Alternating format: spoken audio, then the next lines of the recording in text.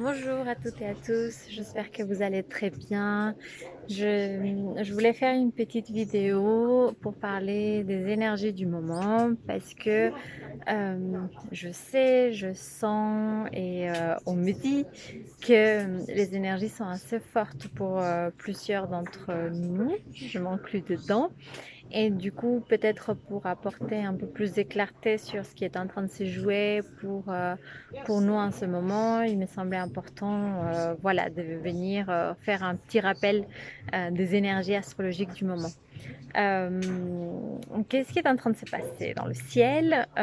Entre autres, comme vous savez, la planète Mars est rentrée dans le Capricorne. Qu'est-ce que cela veut dire?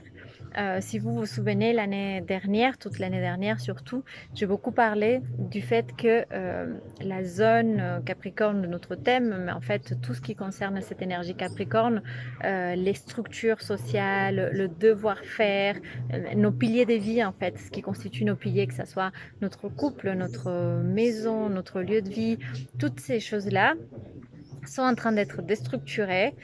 Déjà depuis un an avec le nœud sud qui est en train de passer par cette zone et un peu en train de la nettoyer et de dire tout ce qui ne va plus sur ces piliers de vie, sur ces structures, il faut apprendre à les lâcher. Mais notamment avec la grande conjonction qu'il y a eu en janvier, le 12 janvier, qui était donc la conjonction entre Saturne et Pluton et qui nous parlait justement de la destruction de nos structures. Ces structures-là, elles peuvent être, comme je vous dis, très matérielles, comme notre maison, notre famille, notre travail. Elles peuvent être aussi un peu plus immatérielles, et ça peut être des structures de pensée, des croyances, des choses qu'on a toujours cru, des certitudes qu'on avait ou qu'on nous a apprises, qu'on a héritées, mais que voilà, du coup, maintenant, elles sont plus d'actualité en fait. Il y a vraiment, avec cette union entre Pluton et Saturne, il y a vraiment cette demande de destruction pour pouvoir reconstruire quelque chose. Et ça, cette union a eu lieu en janvier, mais qu'est-ce qui est en train de se passer avec Mars qui rentre dans les Capricornes? Donc, vous savez, Mars, c'est la planète de l'action, la conquête. Il y a vraiment cette notion, ça vient réactiver en fait cette énergie. C'est-à-dire que c'est maintenant où on va avoir en plus Mars, c'est une planète personnelle, donc c'est maintenant on est en train de sentir et on est en train de voir en fait comment ces structures tombent, comment c'est l'effondrement total, comme si on était au milieu d'un endroit avec plein d'icebergs et qu'on voyait tomber les morceaux des glaces par gros morceaux en fait. Et du coup, voilà, c'est tout le transit de Mars pendant le Capricorne va nous donner ça à un niveau très pratico-pratique dans notre vie. Mais ce qu'il faut savoir, c'est quelque chose qui se prépare déjà depuis l'année dernière, qui a eu peut-être un summum de compréhension ou une manière de le voir différente en janvier et qui maintenant est en train de se concrétiser de manière très matérielle. Donc, avant tout, je dirais, il ne faut pas avoir peur parce que cette énergie de destruction est là pour faire de la place, pour nettoyer et pour nous aider à reconstruire quelque chose. Donc beaucoup peuvent sentir justement qu'il y a un peu une... Et en plus, on a bien sûr Mercure qui est en train de rétrograder du Poisson au Verseau. Donc en fait, il y a aussi un travail de fond qui est en train de se réaliser sur nos émotions et sur notre intériorité. Ce qui fait que je pense, pour beaucoup, il peut y avoir vraiment ces sentiments que beaucoup de choses remontent à la surface.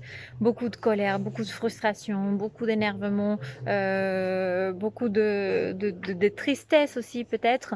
Et en fait, comme si on était en train de nettoyer, de venir faire sortir un peu les démons, les monstres, les choses qu'on a très profondément autour de nous, parce que en fait, nos structures sont en train de trembler et du coup, comme il faut bien que ça sorte d'une manière ou d'une autre. En fait, il faut que ça se transforme.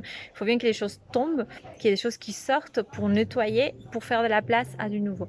On ne pourra pas reconstruire sur des anciennes bases. Et là, comme vous le savez, non seulement les structures avec ces planètes en Capricorne sont en train de tomber, mais il y a aussi Uranus dans le Taureau. Et Uranus qui nous parle c'est la planète du changement et de la rupture, et qui, dans le Taureau, nous parle de comment on vient remettre en question notre base, nos fondations. Et plus la pleine lune qui va arriver en Vierge lundi prochain, qui va justement nous parler du cadre, comment est-ce qu'on fait pour tenir en fait, le fait que nos fondations sont en train de bouger, le fait que nos structures sont en train de tomber, et quel est le cadre que nous on met pour tenir bon, on va dire, et pour réussir à intégrer tous ces changements qui sont en train de se passer. Pardon. Aussi, il y a Vénus qui est en train de rentrer dans le taureau pour moi. Et la première chose que Vénus va faire en rentrant dans le taureau, c'est de connecter avec cet Uranus qui vient remettre en question nos fondations. Et pour moi, il y a vraiment cette notion de, en fait, tout le transit là de Vénus en taureau pendant un mois va nous aider à intégrer à un niveau physique et très concrètement, ouais, physique, émotionnel, matériel, tous ces changements qui sont en train de s'opérer. C'est-à-dire que le corps, on parle des signes de terre, on parle du taureau avec Uranus et Vénus en taureau, on parle du Capricorne avec Saturne, Pluton, il y a Jupiter aussi en Capricorne, on parle de la Vierge avec la pleine lune en Vierge qui aura lieu lundi prochain, on parle de matière avec la terre. Et donc du coup, comment est-ce qu'on arrive à intégrer tous ces changements qui sont en train de se produire dans la matière, comment est-ce qu'on les intègre finalement dans notre corps, comment est-ce qu'on peut vraiment les encaisser d'une certaine manière et pourquoi pas les incarner d'une autre manière aussi. C'est une manière d'incarner les changements. Donc voilà, en ce moment, c'est assez fort à ce niveau-là. Ce que j'ai envie de dire pour parce qu'il y a des personnes pour qui ça va concerner la vie matérielle, donc c'est comme si c'était un tourbillon, un peu toutes les choses qui bougent en même temps, ça bouge beaucoup, ça fait des vagues, et du coup là, une autre clé, c'est vraiment le recentrage, la stabilité, le fait d'être sûr de son corps, de se sentir fort dans son corps. Donc pourquoi pas de muscler les jambes, de faire des pratiques qui nous reconnectent à la terre, à la nature, à notre centre, à notre stabilité, parce que là, c'est comme s'il y avait un petit tourbillon et qu'il fallait s'accrocher. Voilà, on n'a pas forcément de choses à nous accrocher, on s'accroche nous. En fait, on s'accroche à notre pilier interne pour que tout le reste, ça se fasse. Donc, ça bouge, ça se transforme, il y a du nettoyage aussi. Donc, voilà, il faut vraiment être dans sa stabilité. Et donc ça pour les personnes pour qui c'est d'une manière plus au niveau matériel externe, et il y a aussi pour celles pour qui c'est peut-être des changements où toutes les choses tremblent et bougent à un niveau interne, c'est-à-dire au niveau des croyances, au niveau de la manière de penser. Donc là, c'est plus, on peut avoir plus un sentiment peut-être de ne pas très bien contrôler ce qui se passe dans notre tête et un peu de devenir fou, j'ai envie de dire, parce que voilà, parce qu'il y a beaucoup de changements, parce que on voit des choses auxquelles on croyait, parce qu'on croyait pas, pardon, on ressent des choses auxquelles on croyait pas, et du coup notre tête, elle ne comprend pas vraiment qu'est-ce qui est en train de se passer. On est vraiment un peu perdu. Et du coup, pareil, là, comme je vous dis, pour la partie matérielle, une pratique de recentrage, de déstabilité sur soi, bah pour la partie mentale, vraiment essayer de faire cette pratique des quiétudes et des calmes à l'intérieur de soi. Le mental, il va s'agiter, le mental, il va être en train de faire des mouvements partout. Le mental, il ne supporte pas cette incertitude, ne supporte pas autant de changements, ne supporte pas de ne pas comprendre ce qui se passe. Donc du coup, bien évidemment, la pratique que je recommande à fond, c'est la méditation.